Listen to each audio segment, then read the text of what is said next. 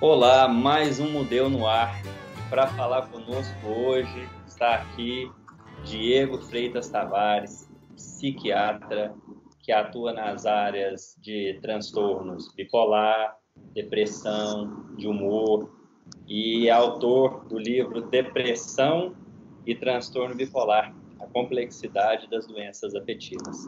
E ele vai falar um pouquinho mais sobre esse livro para a gente logo, logo. Diego, é muito bom estar contigo aqui, um amigo de infância que tem muitas experiências legais aí para a gente contar, mas realmente é uma satisfação muito grande poder estar gravando contigo aqui nesse período de quarentena. Eu que agradeço o convite e estou curioso aí para a gente conversar. Esse bate-papo ele é o mais espontâneo possível, então eu não sei absolutamente nada que vai ser perguntado, foi uma combinação que fizemos antes, para que a gente consiga desenvolver os temas no momento, as perguntas surjam no momento e que a gente consiga tentar passar aquilo que a gente já leu e que aquilo que a gente estuda, que também é uma área que está sempre em modificação, então já coloco de antemão que muita coisa que eu vou dizer aqui pode não ser verdade daqui a um ano, porque essa área está em profundo avanço.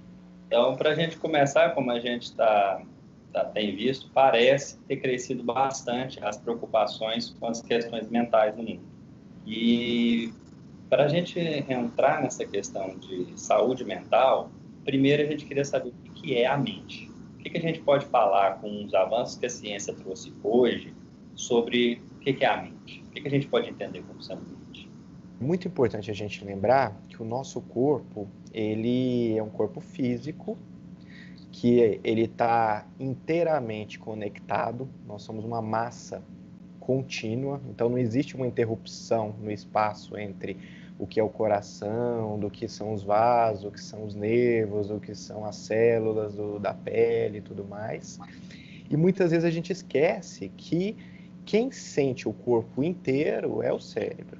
E quem sente o que está em volta de nós também é o cérebro. Então, o sistema nervoso que está conectando todas as partes ao mesmo tempo, grudadas no nosso corpo, ele que determina o que nós estamos sentindo e o que nós estamos percebendo à nossa volta. Isso, se a gente pensar em nível celular. Então, se nós temos assim milhões, trilhões, quadrilhões de células, cada célula está em contato uma com a outra, detectando tudo o que está acontecendo ao mesmo tempo no nosso corpo e o que está à nossa volta. O cérebro, ele tem funções que são fixas e que funcionam do mesmo jeito todos os dias, é como se fossem mecânicas. Então, por exemplo, o movimento, a fala, a audição, o tato, o cheiro, tudo isso, você liga o cérebro, isso está funcionando ou não está. Então, quando tem uma doença, por exemplo, nessas áreas fixas, você normalmente, quando essas doenças elas lesam essas áreas e o indivíduo ele perde a função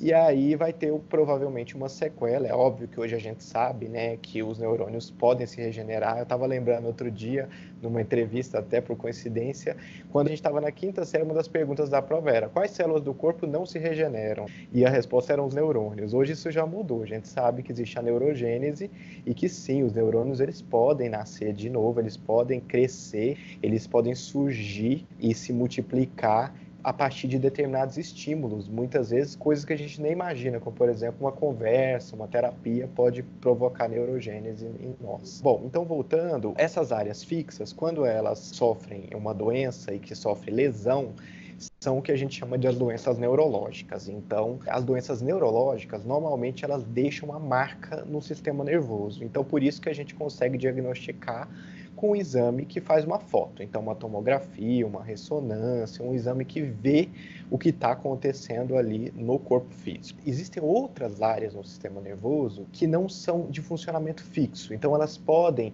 oscilar o seu funcionamento ao longo do dia, ao longo da semana, ao longo dos meses. Um exemplo disso é a atenção. A gente acorda, a atenção está baixa, ela vai aumentando ao longo do dia, vai chegando no final do dia, ela cai de novo. Então, assim como essa função maleável, existem outras funções que também variam e que não são 880, ou está funcionando ou não está, como movimento, como aquelas que eu falei. Nessas funções, que são, por exemplo, a energia, o pensamento, o humor, a atenção, como eu falei, a capacidade de memorização.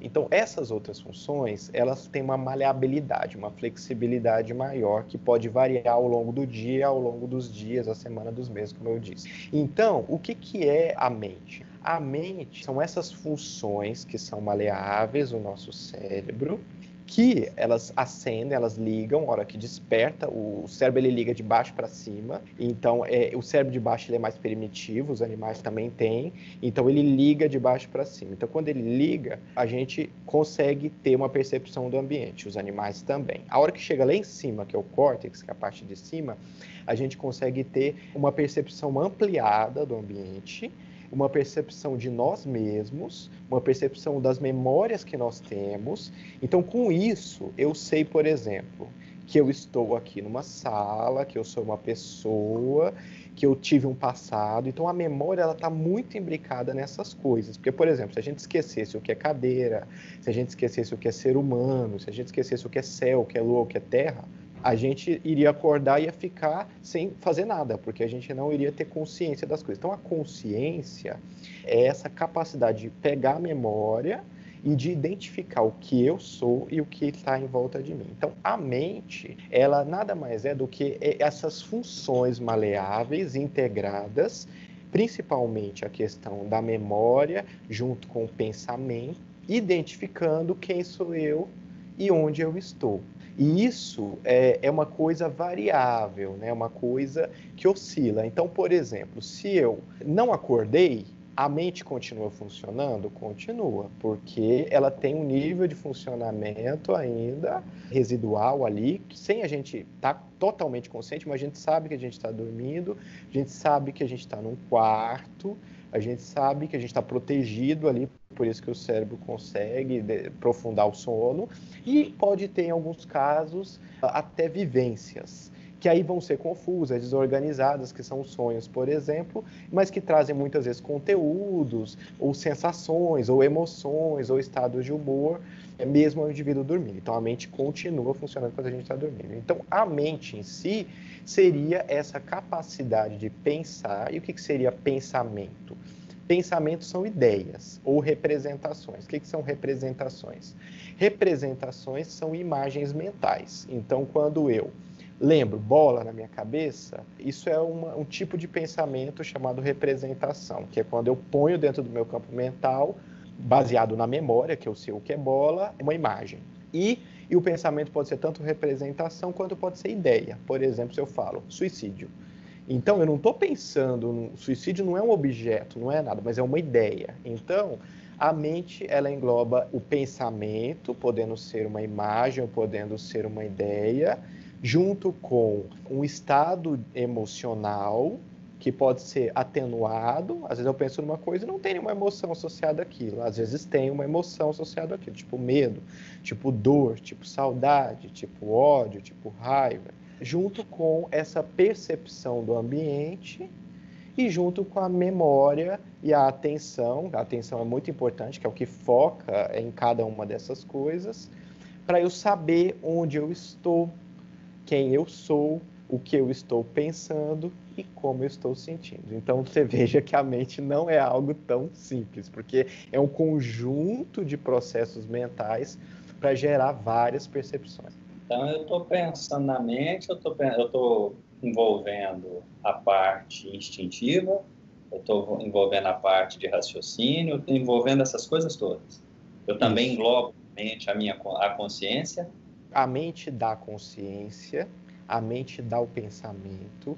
A mente, na verdade, é um nome que nós criamos, né? Que seria o conjunto de tudo isso, né? Então, englobaria a consciência de mim, de onde eu estou, o pensamento do que eu estou pensando no momento, o estado emocional, como eu estou naquele momento, e também a percepção de funções instintivas. Então, por exemplo, quando eu sinto que, eu sinto meu coração bater, eu sinto que meu estômago não está doendo ou está doendo, eu sinto que meu corpo está com dor ou não está com dor, eu sinto que eu estou com frio ou não estou com frio. Então, toda essa integração de funções que são diretamente físicas, sentidas do corpo físico, quanto percebidas do ambiente externo, quanto percebidas do ambiente interno, que são subjetivas. Então, por exemplo, o estado emocional, se eu ficar aqui neutro, você não consegue saber como está meu estado emocional. Ou eu posso fingir um estado emocional também. Eu posso vir rir, taraná, mas eu estou sentindo angústia por dentro de mim. Então, todas essas funções emocionais, esse estado emocional, ele é subjetivo também, né? E ele faz parte das dificuldades, né, que a gente tem às vezes para conseguir olhar para o outro e até ajudar quando ele está precisando, porque ele às vezes demonstra que ele está bem quando ele não está bem, né? E muitas vezes as pessoas fazem isso porque a maior parte das pessoas não consegue ter empatia pelo sentimento dos outros. Então, as pessoas que sofrem de muitas vezes doenças afetivas, alterações de humor, essas coisas, elas sabem que a maior parte das pessoas não conseguem ter essa capacidade de se colocar no lugar do outro. Porque sentir o que o outro está sentindo, a gente nunca vai sentir, a não ser que eles inventem um computador que consiga captar as ondas cerebrais e produzir uma sensação da pessoa mais ou menos semelhante àquela que a outra está sentindo. Mas até o momento a gente não tem isso. Então, o que as pessoas sentem?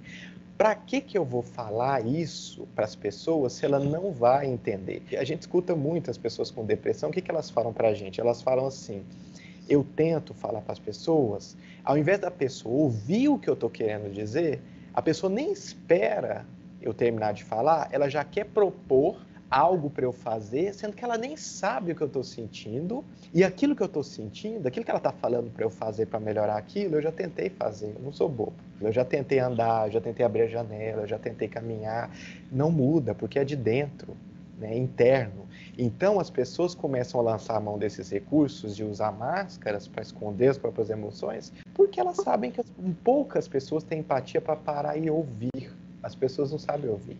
Elas querem falar. E muitas vezes elas vão falar assim, eu já senti isso que você sentiu, como se elas tivessem dona da verdade. Como é que você sabe que você sentiu aquilo que a pessoa sentiu? Você não está sentindo? O que é? Você acha que você sabe. Então, quando eu senti isso que você está sentindo, eu fui limpar a casa e eu passou minha depressão, passou minha tristeza, passou tudo. Então, olha que ponto a gente chega. A pessoa não sabe o que a outra está sentindo, infere que sabe, não espera a pessoa dizer o que está sentindo, nem contar, nem extravasar aquela emoção e já quer dizer para o outro. Então, a pessoa não conta, né? Então, por isso que no processo de terapia, às vezes a pessoa demora várias sessões para conseguir se abrir, porque ela tem que sentir segurança naquela pessoa. A questão do julgamento realmente refreia muito, né? A pessoa não tem porque ela sente que ela está sendo avaliada, está sendo julgada, está sendo coagida ali, e ela fica sem saber o que é que ela faz. E isso é uma coisa que, assim, todos os campos, eu acho que não só na psiquiatria, mas o pessoal da psicologia, da psicanálise, trabalha com espiritualidade, atendendo pessoas dentro das próprias igrejas, outros templos religiosos aí, estão tendo contato com essas pessoas o tempo todo e às vezes estão deixando passar, né? Porque tá com um sorriso no rosto, a gente tem os nossos próprios conflitos, às vezes transporta esses conflitos para o outro, a tristeza que eu sinto é como se todo mundo sentisse igual, e aí a gente começa a viver assim, né? E assim, não é nem achar que vai ter julgamento. Muitas vezes tem julgamento mesmo, porque a pessoa está sentindo uma coisa e aí ela vai contar para um líder espiritual e ela escuta que ela está afastada de Deus. Ela fala, poxa, eu sou a pessoa que mais estou próxima de Deus, porque eu estou num momento de sofrimento, uma pessoa vem falar isso para mim, então ela já sente que ela não vai encontrar ajuda ali, porque tem julgamento, infelizmente, é das melhores partes, né, nas melhores famílias, né, nos líderes religiosos, assim, às vezes a pessoa não consegue saber fazer esse acesso ao sofrimento do outro, porque já julga e já traz uma interpretação que é muitas vezes ajuizada, tem muito juízo de valor, tem muito julgamento mesmo. A depressão. Como é que ela nasce na pessoa? Tem que haver uma predisposição genética para uma pessoa adquirir determinada doença. Isso não é só nas doenças cerebrais. Isso é qualquer outra doença, né? Porque a gente escuta muito fulano falar assim, eu fumei 40 anos e não tive câncer de pulmão. Ou então, Eu consumo sal até e não tenho problema de pressão alta. Por que você não tem? Porque o ambiente, ele só causa doença em nós se houver uma predisposição lá dentro do núcleo de cada uma de nossas células. E aí alguém pode perguntar, né? Alguma pessoa espiritualizada pode dizer, então, o que faz uma pessoa ter a predisposição? É aí que existe, que eu acho que tem a interface da ciência com a religião, com a espiritualidade. Esse motivo aqui, o que faz, por exemplo, eu, que sou filho de 2 pais, um pai e uma mãe, que tem uma genética ali. Antigamente a gente achava que a genética ela era fixa, então mendeliana. Então a gente aprendia na escola, tá, então com certeza tem. Hoje em dia a gente sabe que eu posso até transmitir uma predisposição, mas a expressão não acontece. Por que não acontece? A gente não tem essa resposta ainda. A espiritualidade pode dizer, não, tem que passar, ou não tem que passar, ou carregou isso, ou não carregou. E a nós não é dado conhecer, muitas vezes, por vários motivos. Mas o fato é que nós carregamos uma predisposição para termos câncer, gastrite, hipotireoidismo, hipertensão, várias doenças, diabetes, mas também carregamos uma predisposição para ter mais ou menos tendência à desregulação no cérebro. A grande questão é que, quando a gente carrega as predisposições, a gente está aqui agora, a gente não sabe, não tem um computador ainda, e hoje já existem até estudos muito interessantes nessa parte, chamado de estudos de machine learning, que é fazer a máquina, o computador, identificar dentro do corpo de um organismo qual que é a chance que ele tem para desregular em cada sistema, inclusive no cérebro, para ter depressão. Eles acharam um conjunto de características no cérebro, de conexão neural, que mostra, por exemplo, a chance que o indivíduo tem de se desregular. Pois é, e aí o que acontece é que a gente não sabe quais são essas predisposições, e aí a gente entra em contato com o ambiente. Então, por exemplo, eu e você vamos lá no metrô, a gente dá um passeio de metrô, tal, aí dali 2 dias tem um com gripe e o outro não. Por quê? Porque a predisposição sua, ela estava maior a ter uma desregulação do seu sistema imunológico diante do vírus, o sistema imunológico estava baixo, o vírus estava alto, aí a doença aparece. No caso de uma doença no sistema nervoso, também é o mesmo raciocínio. Então a gente carrega predisposições para o sistema nervoso se desregular. Quando a gente entra em contato com agentes que são capazes de desregular o sistema nervoso, se essa predisposição é alta, eu posso passar por pequenos estressores que aí a desregulação já acontece. Se a predisposição é baixa, eu sofro lá um estresse, sofro outro, e a doença não aparece. Então, aquilo que as pessoas falam de, eu venci a depressão, ou então, eu consegui vencer essa guerra e tudo, na verdade, muitas dessas coisas depende do quanto a gente tem internamente de uma tendência biológica para ter maior ou menos predisposição para sucumbir ao estressor externo. E a gente tem que lembrar que existem estressores para o cérebro que são físicos, então mudança de temperatura, mudança de luminosidade, mudança de pressão atmosférica, substâncias químicas, então, por exemplo, medicamentos, drogas como maconha, cocaína, êxtase, estimulantes, MD, LSD, e existem também estressores que são psicológicos. O que são os estressores psicológicos? São coisas que o meu cérebro detecta no ambiente externo e, ao detectar aquelas coisas, aquilo causa uma percepção e essa percepção é negativa do mundo externo. Por ser negativa, causa um estresse e isso é repercutido em termos químicos. Então, eu ver, por exemplo, um pai me xingando, me humilhando, dizendo para mim que eu sou uma pessoa horrível, que eu não presto e tal, é bem diferente de eu ouvir uma pessoa que eu não conheço falando que eu sou uma pessoa que não presta, uma pessoa que não vale nada e tal. Então, veja, como isso é a psicologia, são esses estímulos externos causando impacto nessa percepção que a mente, que o pensamento, todas aquelas funções detectam. E a gente tem que lembrar que quando a gente está interagindo com o ambiente psicológico, que é com essas percepções, existem repercussões químicas dentro de nós. Então, quando eu escuto alguém me agredindo, eu aumento inflamação, né? Igual a inflamação do dedo lá, doendo, vermelho e quente, que a gente está vendo. Lógico que tem características diferentes, não é bem assim, com características igual os outros tecidos, mas existe inflamação dentro do nosso sistema nervoso. E a gente não percebe essas coisas, né? A gente, por exemplo, quando você está estressado, você está lá, meu Deus, nossa, o que vai acontecer, tal, tal, tal. Dentro estão acontecendo coisas como repercussão dessas características externas do ambiente. E aí, imagina, se eu tenho uma predisposição muito alta e eu começo a receber esses estressores, eles são convertidos em estressores químicos, cortisol, tem moléculas chamadas de citocinas, interleucinas, que são substâncias que elas servem tanto para o bem quanto para o mal, porque elas protegem o nosso corpo, mas também, se elas estiverem sendo produzidas de uma maneira inadequada, elas podem agredir o nosso corpo. E aí, o que acontece é que esses agentes, eles agridem o sistema nervoso e ocorre o que a gente chama de uma disfunção. O que é uma disfunção? Se você tirar uma foto, uma tomografia, uma ressonância de uma pessoa que está deprimida, você vai ver a estrutura toda igual. Mas a estrutura igual não significa que o funcionamento está normal. Então é a mesma coisa que eu te vender um computador,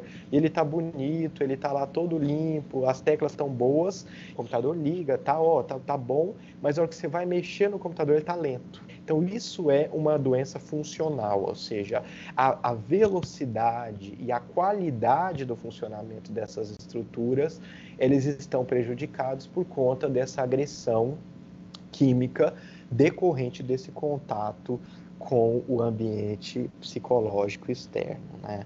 E aí, isso então, quando você tem uma desregulação nas áreas do humor e na área, porque a gente costuma achar que depressão é só uma doença emocional, né? Então, na verdade, depressão é uma doença do humor, mas sempre tem também uma alteração nas áreas de energia e nas áreas de impulso, que são essas áreas aqui da frente do cérebro. Então, o que seria isso? Toda depressão, ela tem uma alteração emocional junto com uma queda de energia, né? Como se a pessoa tivesse com dengue, como se a pessoa tivesse com febre, é físico, a pessoa se sente cansada. Isso explica por que dorme o dia inteiro, por exemplo. Não é por uma vontade de fugir somente, né? Tem isso também, porque eu estou me sentindo mal e eu prefiro dormir, mas a gente se deitar durante o dia, a gente não consegue dormir assim, só porque eu quero. Eu vou deitar e ponto, vou dormir meio-dia. Não é tão simples assim, porque o cérebro não desliga, ele demanda uma coisa ali acontecer para aquela função acontecer. Então, isso explica por que depressão tem essa alteração emocional na energia e no impulso. E no impulso é o que menos os familiares, as pessoas leigas entendem, né? O que o impulso é?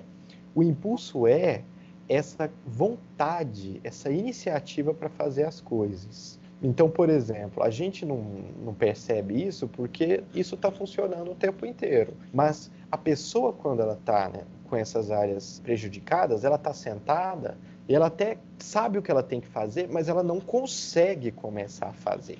Ela não consegue ter esse ânimo, ter essa iniciativa para ir fazer aquilo que ela está pensando fazer. Então isso é algo muito complicado, porque quem não está sentindo, nunca sentiu isso, é muito difícil assim, porque às vezes você olha a pessoa e fala, viu, levanta do sofá e vai sair, vai ligar, vai assistir um filme que você vai se sentir melhor.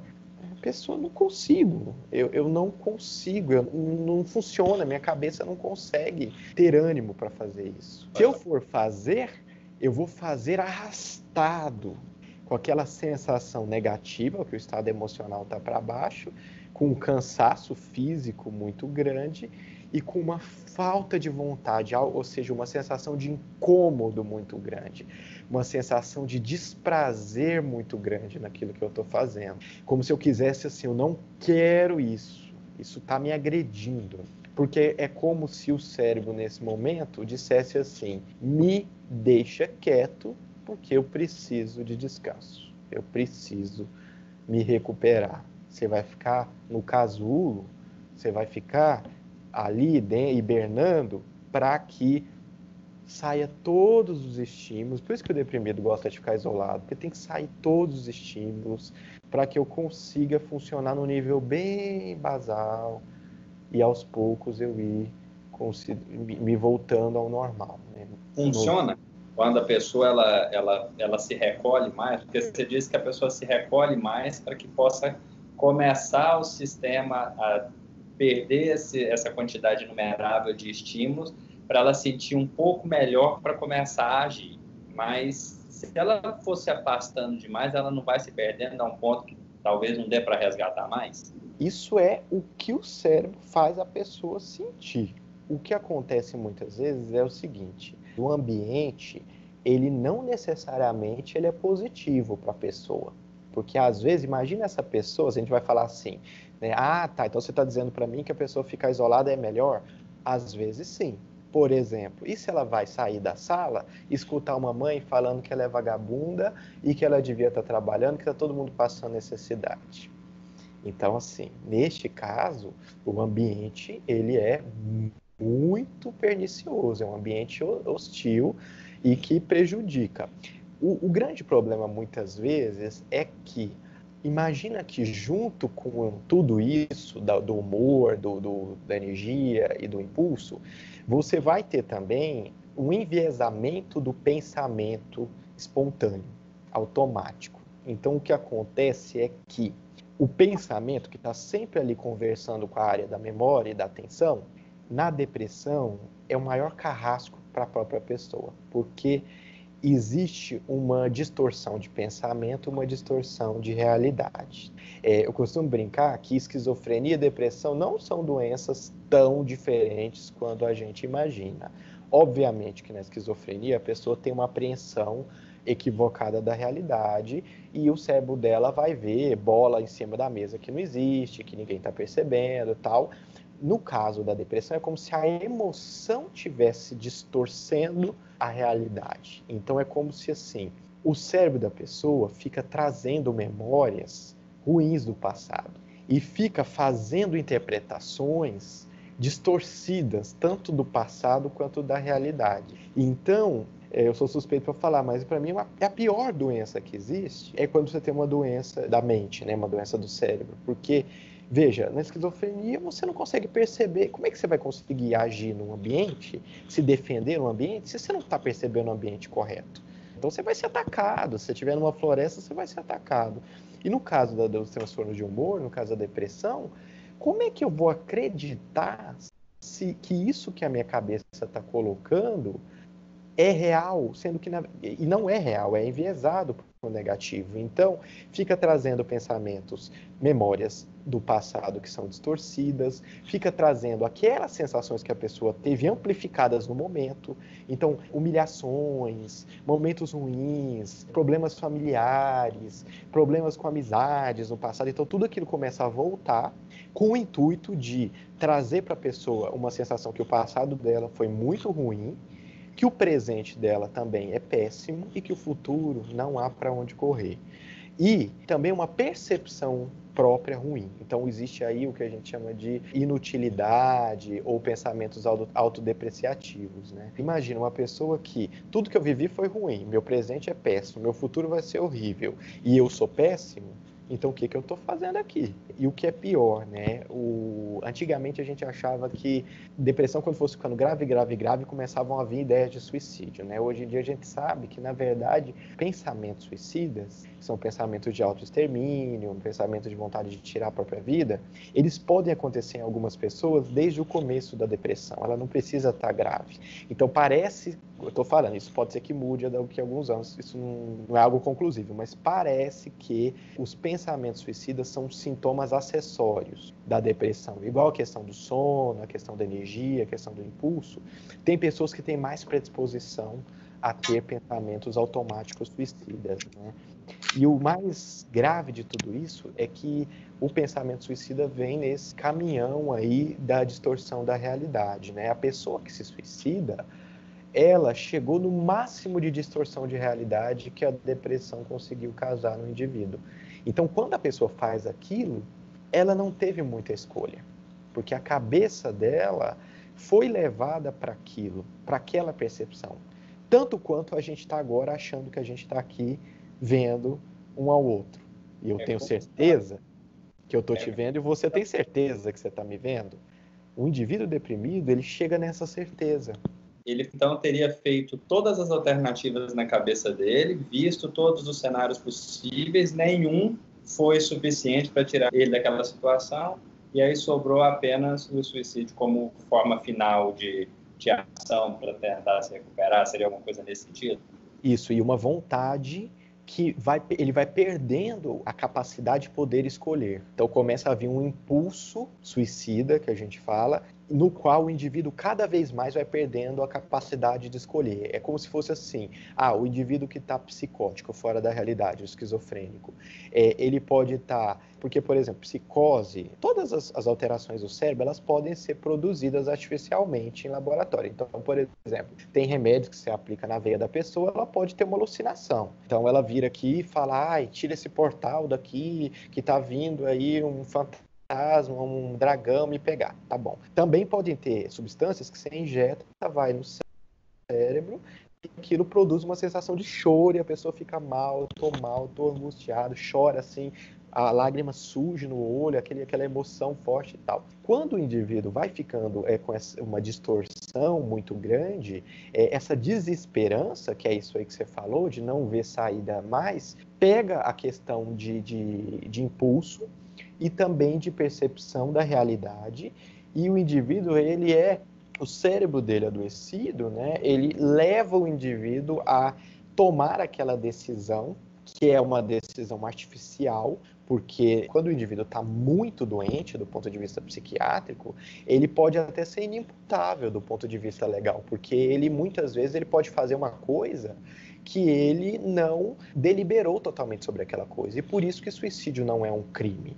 Porque se a gente pensar que o corpo humano, ele é o mais sagrado que tem para a Constituição. Então, o indivíduo tirar a própria vida seria considerado um crime, mas se sabe que não é, porque o indivíduo que tenta suicídio, ele está com uma percepção da realidade enviesada. Isso é muito interessante, porque assim, essas coisas, não adianta a gente falar para a pessoa que a gente não vai convencer ela do contrário. Então, se eu chegar para o indivíduo que está falando que está vendo uma bola na parede, um bicho na parede, eu não vou convencer a pessoa, porque o cérebro dela está muito doente e está percebendo aquilo que é real para a pessoa. Assim como se fosse eu no lugar dela, eu também ia falar, sai daqui, gente, isso aqui é real. Sai todo mundo, cala a boca todo mundo, que isso aqui eu sei o que eu estou vendo. Então, infelizmente, essas doenças são muito tristes, porque a gente perde a nossa capacidade de perceber as coisas de verdade. E no caso do suicídio também é a mesma coisa. Quando o indivíduo está assim muito doente, eu lembro uma vez um senhor chegou e falou assim, olha, eu estou vindo aqui porque a minha esposa queria que eu viesse, mas assim, eu não acredito em nada disso de remédio, nada disso de psiquiatra, eu tô com um pensamento de suicídio, a minha vida, ela não faz mais sentido, e não adianta você falar, o que você quiser falar, eu não vou mudar de ideia. Aí, nessas horas, qual que é a jogada de mestre, né, que a gente tem que ter? Eu falei, olha, assim como a gente fala com o indivíduo psicótico, se eu chegar para o indivíduo psicótico e falar assim, você tá louco, o que você tá vendo aqui não existe e tal, ele vai embora e não vai confiar em você. Então tem que falar assim, tá, realmente, eu tô vendo essa bola que está aqui em cima da mesa, como é que a gente pode fazer? A gente tem que entrar na mesma realidade que a pessoa tá, porque senão, como que eu vou? A gente só conversa com as pessoas quando a gente está na mesma realidade. Se eu tivesse aqui, o Alexandre não estivesse ali, eu ia pegar e falar assim, não vou falar nada aqui porque não tem ninguém aqui. Então eu preciso estar na mesma realidade, percebendo as mesmas coisas para a gente falar a mesma língua. Então eu falei, bom, então é o seguinte, falei isso, mas eu falei isso, não mentindo, mas no momento com uma tentativa de uma técnica para tentar ter o apoio da pessoa no tratamento. Então falei pro senhor, falei o seguinte, realmente tem alguns suicídios que a pessoa tem a capacidade de escolher mesmo, isso é mentira. Para nós, na psiquiatria, todo comportamento suicida, ele é reversível com medicamentos, isso tem estudos e tal. E aí eu falei, ó, realmente tem, então vamos ver se esse seu aí, ele se enquadra nesse tipo. Então eu vou pedir que você tome o medicamento durante 2 meses, né? Daqui 2 meses a gente conversa de novo. De repente, realmente o seu se enquadra nisso, aí a gente tem que conversar com a sua família para a gente fazer alguma forma de tirar a sua vida e você poder descansar em paz e tudo. Gente, reforçando novamente, que obviamente que eu falei isso, mas assim, em nenhum momento a gente apoia o suicídio em hipótese nenhuma, porque a gente acredita que isso, a vida está sempre em primeiro lugar e que todas as pessoas que estão passando por isso estão doentes, né? E aí tá bom, aí ele falou, bom, então, né, tá bom, então que legal que você acredita nisso, porque eu falei pra ela, esse negócio de remédio, não tem como, beleza. Aí ele foi pra casa e tal, levou o remédio, a esposa foi dando remédio, aí 2 meses depois, volta ele pra consulta, tal, pra gente conversar com ele. Aí ele entrou, e aí tudo bem? E aí, seu fulano, como é que você tá, tal, não sei o quê? Falou, ó, como eu já imaginava, aquilo que você falou mesmo, que tem alguns tipos de suicídio que a pessoa pode escolher mesmo, realmente o meu tipo é esse tipo que pode escolher, o remédio não fez efeito nenhum, não mudou absolutamente nada, então eu tenho ainda o pensamento de suicídio e tal.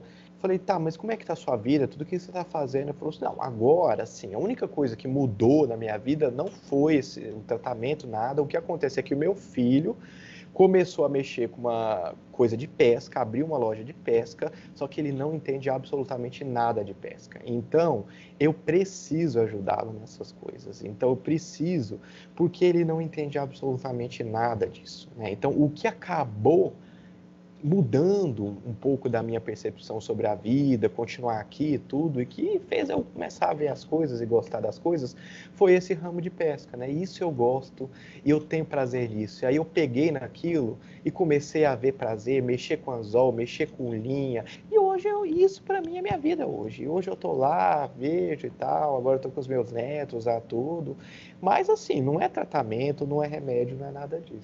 Aí é o momento que a gente tem que ter a maior humildade do mundo de não querer falar assim, não, você está errado, foi meu remédio que mudou seu pensamento. A gente simplesmente fala, olha, tá bom. Então, queria saber se a gente pode manter esse tratamento durante um tempo maior, só para a gente fazer uma retirada dele devagar e tudo, porque na psiquiatria a gente tem muitas vezes que não é engambelar no mau sentido. A gente não precisa ser o dono da verdade, a gente não precisa, porque nessas doenças muitas vezes a pessoa não vai assim recuperar a crítica de meu Deus, nossa, obrigado, eu estava num delírio e eu não estava percebendo, né? Eu achei muito interessante uma aula uma vez que eu assisti de um professor, porque isso é o que mais me intrigava, né? Porque eu falava, mas espera aí, mas a pessoa melhora, como é que ela não vai recobrar que ela estava mal e tudo? Aí um professor explicou, falou assim, o tempo não para, então a pessoa continua viva e o tempo vai passando. Então a percepção da pessoa é minuto a minuto. Naquele momento em que ela fica bem, ela vai olhar uma coisa que está no ambiente dela, naquele tempo, X1, T1, e ela vai olhar e falar, eu gosto de celular, então eu vou começar a mexer com o celular. Só que aquela sensação que ela estava tendo lá no tempo menos 10 era real. Ele pode até ter uma crítica aprendida de, olha, eu acho que naquela época eu estava com uma percepção errada, mas aquela percepção que ele teve, ele é real, ele teve mesmo aquela percepção com aquele cérebro que estava funcionando naquele momento. Então, aquilo lá que ele viveu, ele não vai voltar atrás, não vai desviver aquela sensação que ele viveu. Aquilo continua. O que ele pode é, ao longo das próximas vivências, aprendidamente percebendo que aquelas percepções que ele teve eram distorcidas. Mas essa é a maior problema, a maior complexidade que existe no nosso cérebro, porque ele é um computador ligado ininterruptamente. Então as sensações elas vão acontecendo dia após dia, minuto a minuto, e quando a pessoa melhora, muitas vezes o que a gente escuta, muitas vezes no consultório e tudo, a pessoa atribuir a outras coisas a melhora, porque na verdade ela melhorou, tipo, essa semana eu melhorei, aí eu olho para o tapete e falo que eu gosto de mexer com tapete, então, então eu melhorei porque eu comecei a achar um sentido em mexer com tapete, em arrumar casa, em arrumar tapete e tal, porque a nossa cabeça ela não tem nada acima dela para dizer, olha, A cabeça estava alterada, agora ela melhorou e você voltou a ser normal. Não, o meu normal é o que eu estou vivendo agora. Sempre é o que a gente está vivendo agora. Por isso que existe muito estigma antigamente nas doenças psiquiátricas, porque ninguém quer perder a sanidade. A pior coisa que a gente gostaria de sentir é que, imagina, eu estou aqui, todo mundo entra aqui e fala, ó, o que você está falando aí nessa entrevista aí é tudo mentira, você não é psiquiatra, você não mora nessa casa e você entrou aí, roubou essa casa e está aí dentro e você não é você. Imagina acontecer isso com a gente não quer perder a sanidade, a gente quer acreditar que isso que a gente está vendo e vivenciando é real o tempo inteiro. Então, quando acontece uma doença, é muito complicado porque muitas vezes a própria pessoa, ela ou não tem crítica, no caso das psicoses, por exemplo, da esquizofrenia, que a pessoa, ela jura de pé junto, gente, isso está acontecendo, isso é assim, é assado, estão me perseguindo e tal, ou no caso das doenças afetivas, do humor, no qual a pessoa tem uma crítica, mas é uma crítica distorcida, né? O que eu acho que é até um pouco pior, porque a pessoa vira e fala, minha vida não vale a pena, eu sou um lixo, meu passado foi horrível, nada que eu fiz deu certo. Aí você conversa com a esposa e fala, imagina, nossa, ele trabalhou, construiu loja, criou uma família, foi um ótimo pai e tudo, mas a percepção que a pessoa está tendo, infelizmente, é aquela, e a gente tem que ter esse conhecimento para não fazer besteira. Você não pode bater de frente com a pessoa desse jeito, de cara, pum, isso aí, nada que você está falando é real, a pessoa não vai falar mais nada para você. Vai calar a boca, vai se recusar a falar com você. Então, assim, essa é a grande dificuldade de acessar, que é o trabalho, né, que os psicólogos fazem também muito sabiamente, que é esse processo de ir ajudando a pessoa a perceber o quanto existe de realidade e o quanto existe de distorção naquilo que ela está percebendo, né? Agora, nós estamos vivendo um momento que ele provavelmente vai causar alguns impactos na nossa saúde mental. Como é que você vê essa situação que nós estamos vivendo? Você falou dos estímulos externos, como o ambiente influencia, fora o fato de as questões de idolatria de corpo, tecnológica, tudo que o mundo foi trazendo, consumismo exagerado, aquela necessidade de ter e de ter e de ter e de acumular, isso tudo gera uma pressão na pessoa. Somado tudo isso, agora eu tenho que ficar, às vezes, em casa. Como é que fica essa questão da saúde mental dessas pessoas? Então, uma sorte que nós temos é que existe uma biologia por debaixo de nós que tem mais predisposição ou menos predisposição. Então, mesmo que o estímulo seja muito ruim, por isso que a gente pode, assim, a gente passa por guerra, a gente passa por abuso, a gente passa por uma infância de criança que mora em orfanato, crianças que moram em favela. Tem muita coisa acontecendo desde sempre, muito ruins, mas a gente resiste, a gente não sucumbe como sociedade inteira a essas doenças psiquiátricas, porque graças a Deus existe uma predisposição que ela é mais ou menos estável na população. Então a chance, né, o risco de doenças afetivas, por exemplo, numa população é em torno de 20%. E olha que isso é bem maior do que as doenças psicóticas, por exemplo, esquizofrenia é 1%. Imagina, se a gente tivesse um risco de esquizofrenia de 20%, com as pessoas andando na rua sem saber, vendo coisas e falando coisas e ouvindo voz e tudo, a gente estava perdido. As doenças afetivas, elas são bem mais prevalentes do que as doenças psicóticas, que são super graves, porque não dá para viver sendo psicótico, você simplesmente não enxerga a realidade, mas ela é bem mais frequente. A gente tem, então, 20%, mas a gente tem 80% da população que vai resistir a essa pressão do ambiente. Desses 20%, nem todos serão graves também, né? A gente tem doença leve, moderada, grave. Vai existir sim uma eclosão maior, né? A gente vai perceber indivíduos que vão ter uma desregulação maior nesse período. Muitos deles vão ter uma desregulação transitória, ou seja, é igual falar que eu fui para um outro país, fiquei lá 2 meses comendo sal, minha pressão subiu, voltei para o meu país, ela regulou. Ok, então ela volta ao normal. Mas o ambiente tem um impacto sim, porque principalmente, se a gente perceber, isso que aconteceu agora é uma coisa sem precedentes. Eu estava conversando com a minha avó, nasceu em 1920, nunca vi um negócio desse jeito acontecendo, né? Então, assim, realmente, enquanto população, esse é um estressor sem precedentes, é um estressor generalizado, ou seja, todas as pessoas estão expostas ao mesmo estímulo ao mesmo tempo. Tem um impacto muito maior do que simplesmente o isolamento, porque se a gente pensar, nós somos seres sociais, a gente precisa estar em contato com outros seres. Tudo bem que hoje em dia a gente tem a tecnologia, né? Se isso acontecesse, por exemplo, na época no século XVI, primeiro que a gente não ia ficar sabendo que ia estar acontecendo essa pandemia, ela ia chegar e nos matar de uma vez, porque a informação era muito mais difícil de ser obtida quanto hoje. Isso tem um ponto positivo, mas tem um ponto negativo também, né? Porque a gente tem um córtex que, se a gente entra em contato com coisas que são fantasiosas, o nosso corpo reage como se elas fossem reais. Então isso também não é bom, né? Porque se alguém vira e fala assim, ó, tá morrendo todo mundo e os familiares estão tendo que pôr os corpos das pessoas na rua. Se sai uma fake news dessa e a pessoa ela vai reagir muitas vezes à notícia, sendo ela verdadeira ou não.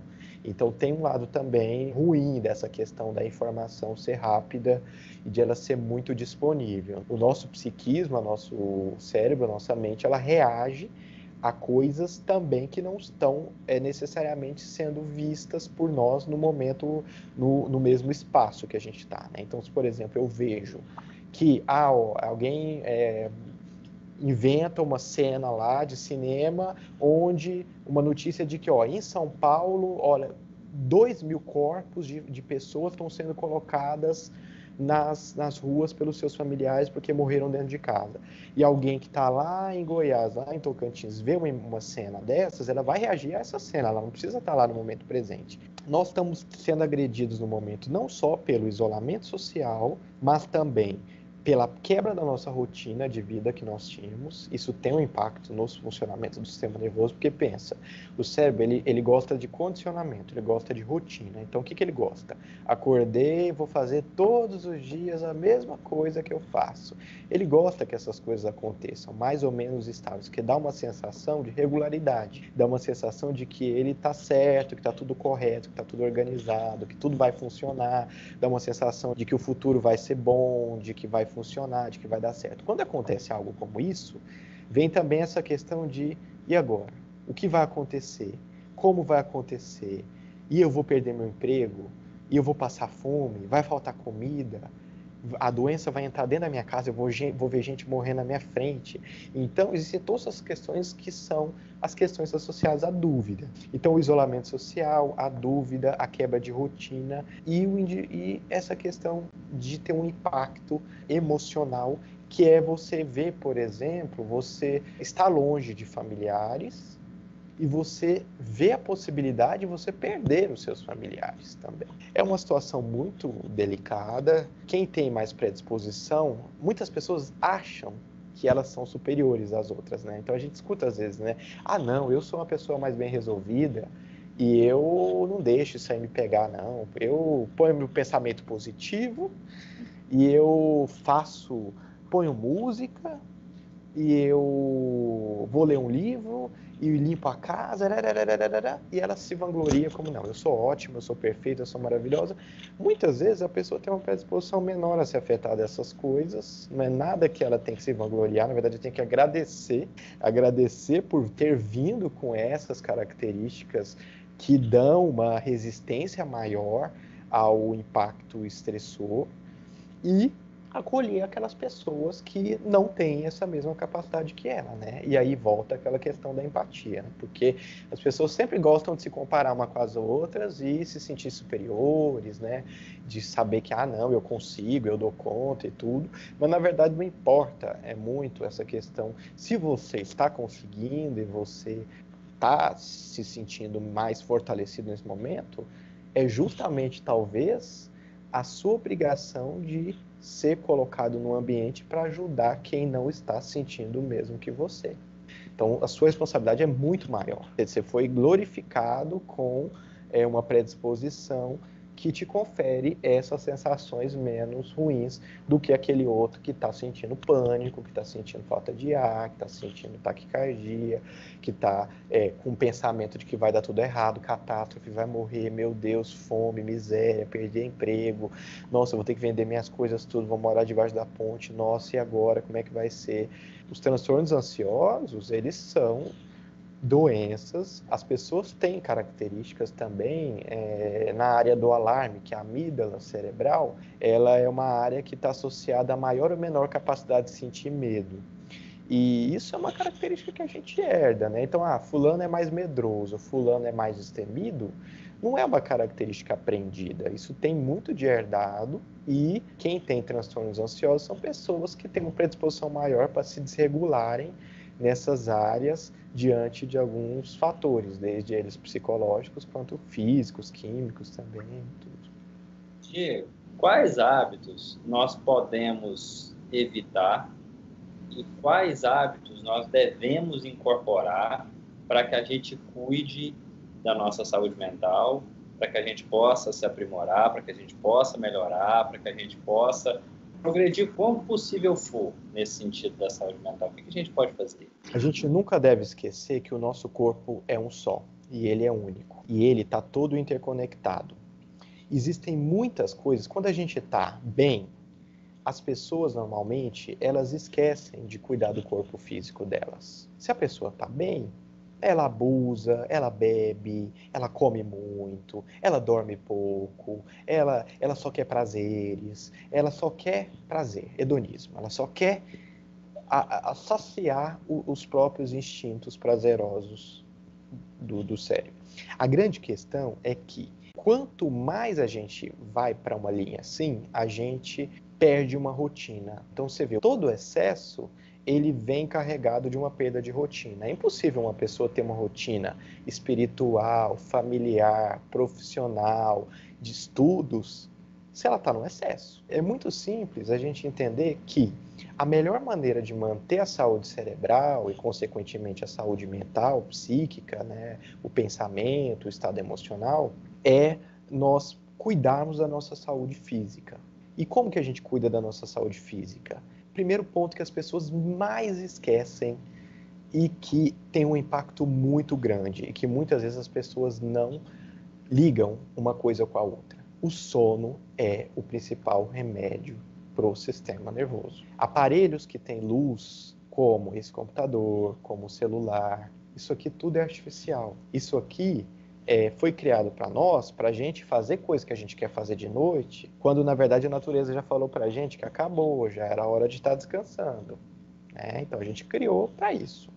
Ok, passaram milhões de anos, a gente se adaptou, o nosso ritmo biológico se adaptou, mas o que a gente vê cada vez mais é que o mundo está online, 24 horas. Então as pessoas, elas não dormem, elas vão dormir 2, 3 da manhã, elas acordam 9, 10, 11, meio-dia. E as pessoas falam assim, eu durmo 8 horas. Hoje em dia acabou esse negócio de tempo total de sono, tempo absoluto de sono, 8 horas, 7 horas. O que a gente sabe é que tem que ter um ritmo parecido com o ritmo que tem a secreção dos nossos hormônios. Então, se a nossa melatonina natural ela é secretada entre 11 horas e meia-noite e meia, é esse o horário que você tem que dormir. Como é que a gente sabe disso? Não, isso é de estudos de universidade, tudo, não tem esses exames. Isso é o natural do ser humano, o horário normal da produção da melatonina interna, né, nossa, de todos nós temos. Então, ele é entre 11 horas e meia-noite e 30. Então, o que acontece se eu passo isso e não deixo? Porque a melatonina ela é inibida com a luz. Se eu não estou no escuro, ou seja, dormindo, ou seja, com tudo desligado nesse intervalo de tempo, a minha produção de melatonina vai ser baixa. Não é que ela não vai ser produzida, ela vai ser baixa. Com consequência, os outros hormônios, já que ela é um grande mensageiro para os outros, que ela avisa, dormiu, agora entrou num sistema de descanso, então agora vocês podem começar a se regenerar aí o que vocês precisam. Os outros não vão ser produzidos. A qualidade do sono não vai ser boa, a regeneração mental não vai ser boa, a memorização, a inteligência, a cognição, a velocidade de pensamento no dia seguinte não vai ser boa. O processamento emocional tem um impacto direto relacionado ao sono. E de manhã acordar entre 6 horas e 8h30 no máximo. Então respeitar o nascer do sol e o momento escuro da noite. As pessoas não têm feito isso. Isso tem tido um impacto muito grande na ocorrência de suicídio entre adolescentes e jovens, porque a gente acha que é uma coisa extremamente boba, né? Deixar a criança ou adolescente no videogame, no computador, na televisão, no tablet, no smartphone. Essa grande marca aí que produz computadores, que é esse formato de maçã aí que a gente sabe, eles sabem disso, eles não são bobos, eles lançaram um dispositivo dentro dos celulares para transformar a luz de azul para amarela no período em que anoitece. Por quê? Porque eles sabem que a luz azul é tóxica, sabem que isso altera o funcionamento do sistema nervoso, né? Eles não querem ser processados por isso, porque já tem estudos sobre isso. Se alguém fizer um link correlacionar que houve uma morte ou alguma coisa que foi diretamente associada a isso, eles não têm como escapar, porque isso já é sabido que a luz azul, a luz clara, ela é ruim no período da noite. Então a luz tem que ser mais amarela, preferencialmente nenhuma luz depois das 11 horas. Então esse é um fator importante. Fora isso, o quanto que as pessoas adoram de carboidrato, o quanto que as pessoas adoram de açúcar. Então, açúcar, refrigerante, chocolate, tudo isso que dissolve rápido, que é rapidamente absorvido, também é agressivo para as células nervosas. Então, de alimentação e de rotina de vida é isso. As outras questões são questões psicológicas. O quanto as pessoas sabem muitas vezes que estão num ambiente tóxico, ou num relacionamento tóxico, ou numa família tóxica, e elas não fazem nada para sair daquilo. E depois elas reclamam que a minha mãe é isso, meu pai é isso, minha tia é isso, meu trabalho é isso, meu chefe é isso. Então, assim, nós temos uma responsabilidade também. Quantas vezes a gente atende, às vezes, a pessoa que está num trabalho que é extremamente ruim para ela, e a pessoa vira e fala assim, mas eu só saio de lá a hora que eu for demitida, porque eu não vou abrir mão dos meus benefícios, multa, do negócio.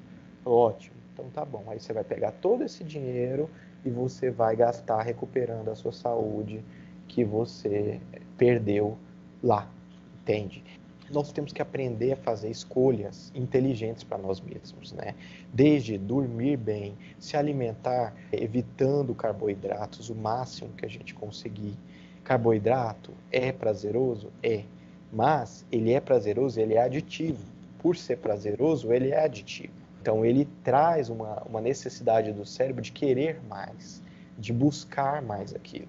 O exercício físico tem um papel muito importante no cérebro também, porque ele oxigena, ele faz o sangue passar mais rápido lá pelas células, e quando ele passa mais rápido, ele também leva coisas que são tóxicas de dentro do sistema nervoso de uma maneira mais eficaz do que na circulação normal. Então existe vasodilatação, o calor ali dilata os vasos, e aí aquelas células elas conseguem eliminar mais toxinas e além de produzir também mais endorfinas e coisas positivas.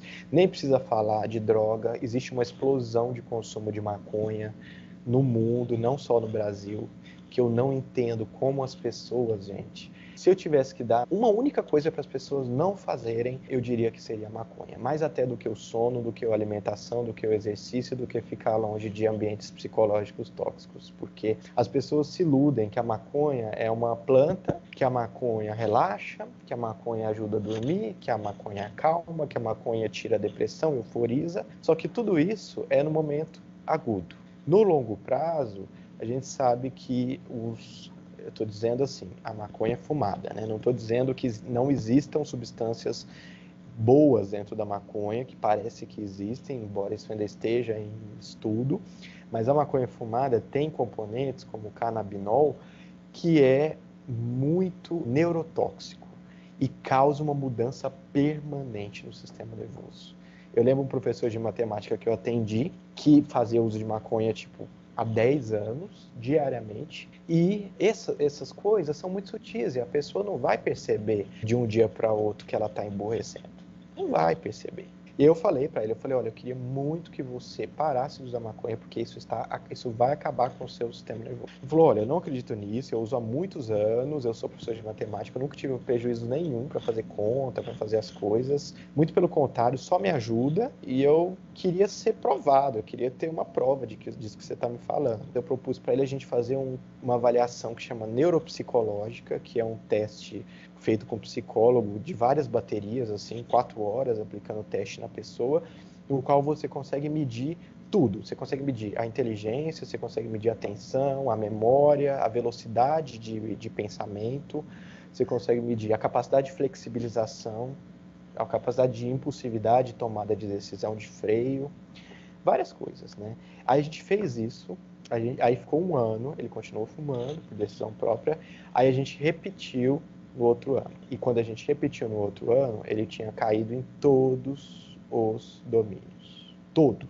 Isso é tão complicado porque ele viu aquilo, ele falou, eu não vou parar de usar maconha, porque eu acho que esse teste foi feito num dia que eu não estava muito bem, isso aí enviesou o resultado e eu não sinto que causa prejuízo para mim e eu não vejo que a maconha me traz prejuízo hoje. No futuro, se eu perceber, eu posso pensar novamente, né? Só que esse futuro, ele não vai existir, porque vão ser coisas sutis. Tem uma síndrome depressiva no usuário de maconha, que não é com melancolia, com tristeza, é com apatia. A pessoa vai se tornando progressivamente apática e abúlica, que a gente fala, que a abulia é a redução do impulso. A pessoa fica, aquilo que eu falei da depressão, sem conseguir tomar a decisão. E a pessoa não vai perceber que isso está acontecendo. Ela vai chegar para você e o discurso deles são os mesmos. Eu não vejo graça na vida, não tenho plano, não tenho tesão pelas coisas. Eu quero ficar na minha, de boa. Eu acho que a vida, o mundo não é para mim. O mundo para mim é diferente, não é do jeito que é. Tinha que mudar tudo. As pessoas tinham que fazer de outro jeito, desacelerar, parar de fazer as coisas. Eu não me encaixo nesse mundo do jeito que é. Por que não encaixa? Porque tá diferente, né? Porque não tem capacidade de sentir prazer, então não vai sentir prazer por nada. Então, infelizmente, é isso que está acontecendo e os jovens têm usado muito maconha. Como é que é Então, a ação do álcool? o álcool, ele tem um impacto no sistema nervoso agudo. Então, ele causa um quadro parecido com o da pessoa que tem transtorno bipolar, mas um quadro euforizante. Então, uma sensação de bem-estar muito grande ou de agressividade muito grande. Causa impulsividade aumentada. Então, a pessoa vê uma pessoa ali, já quer e fala uma coisa sem pensar, faz uma coisa que não faria se tivesse nos seus plenos juízos. Fica falante, a pessoa fica mais falante. Pode dar psicose também, o álcool, mas isso é muito mais raro. Mas o impacto do álcool, em termos de sistema nervoso central, eu diria que ele é muito mais físico. Então, fígado, câncer de estômago, câncer de fígado, câncer de bexiga, câncer de intestino, essas coisas. E é mais comum você ter um quadro demencial, né, chamado de síndrome demencial alcoólica, ou demência de Wernicke-Korsakoff. É um quadro demencial, mas isso é no alcoolista crônico, que passa lá 30 anos da vida bebendo, né?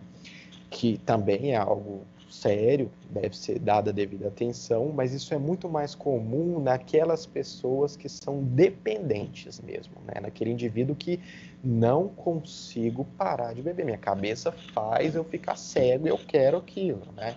E assim como tem dependente de jogo, dependente de sexo, dependente de comida, né? Os compulsivos, existem indivíduos que são assim. No caso da maconha, muitas vezes as pessoas não são dependentes. Elas fazem uso recreativo.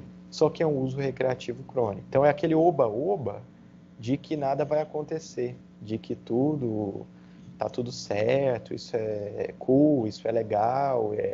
Tem uma característica de inclusão ali naquele meio, né? Que o jovem quer ser aceito e ele acaba sendo forçado, né, a fazer coisas para ser aceito no meio. Um professor nosso, Valentim Gentil, fez uma entrevista e ele falou: a maconha é uma fábrica de esquizofrênicos que está sendo aberta hoje e que os produtos serão vendidos daqui a 10 anos. E é isso que vai acontecer. Bom, Fala então só um pouquinho para nós sobre depressão e transtorno bipolar, a complexidade das doenças afetivas. Nós vamos deixar o link na descrição para quem quiser.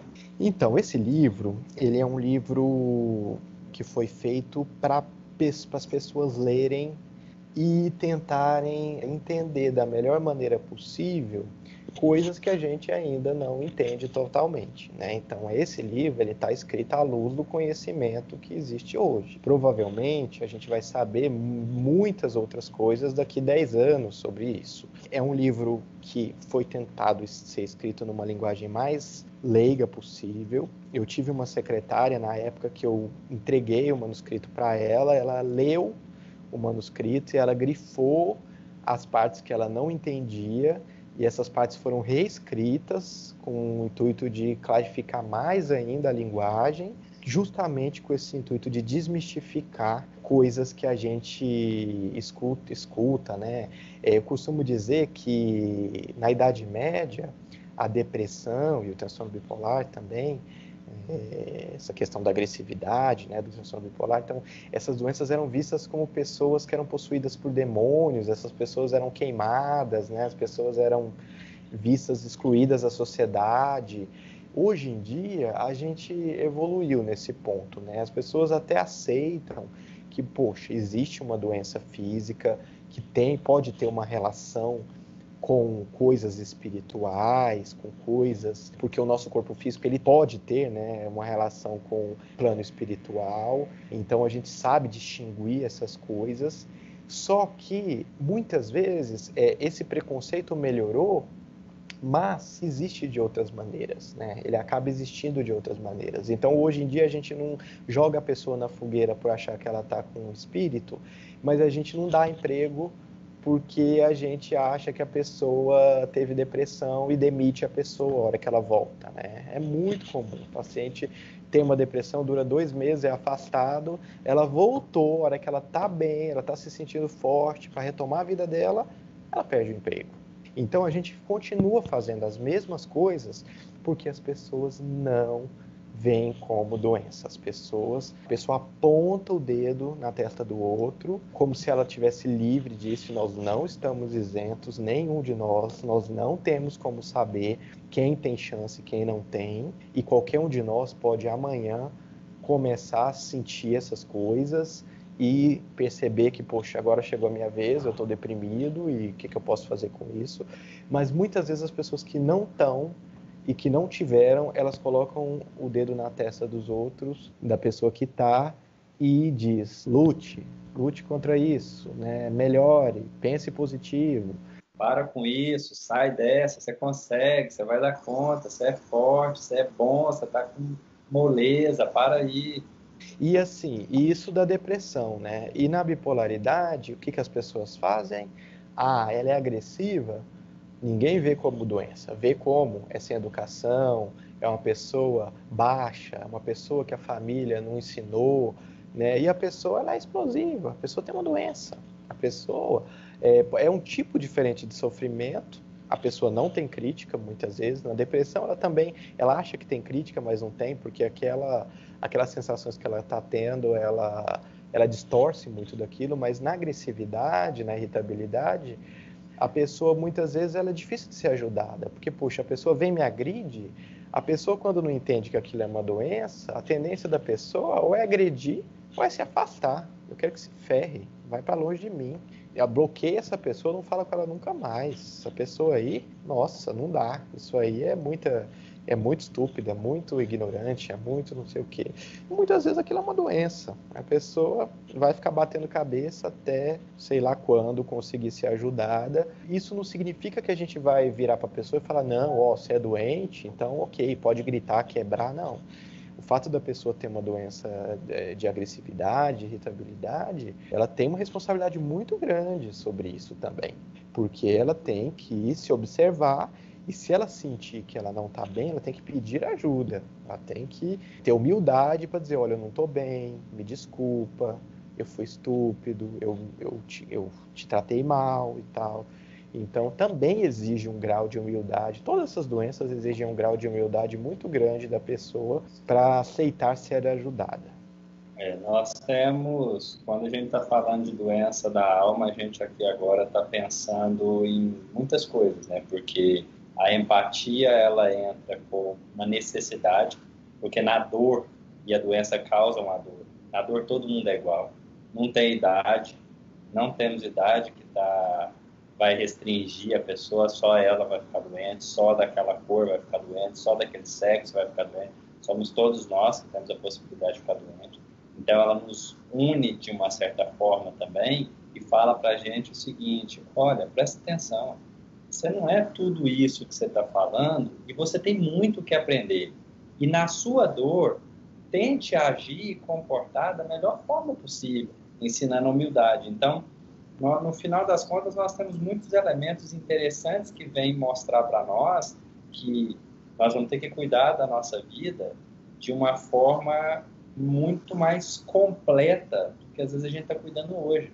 Igual você falou, nós vamos ter que nos alimentar melhor, nós vamos ter que continuar fazendo exercício, porque o corpo precisa de movimento, porque se o corpo ficar parado, não cresce. Nós estamos num corpo físico, nós não morremos ainda. E esta matéria é extremamente arcaica, né? Carbono, oxigênio, e estraga, desregula. O sono que você falou é incrível, né? Eu acho assim uma coisa bacana demais para a gente discutir. Depois eu até quero gravar de novo contigo para a gente falar especificamente sobre sono, o que a gente pode fazer para melhorar o sono, qualidade de sono, como entender o nosso sono quando a gente não está dormindo bem.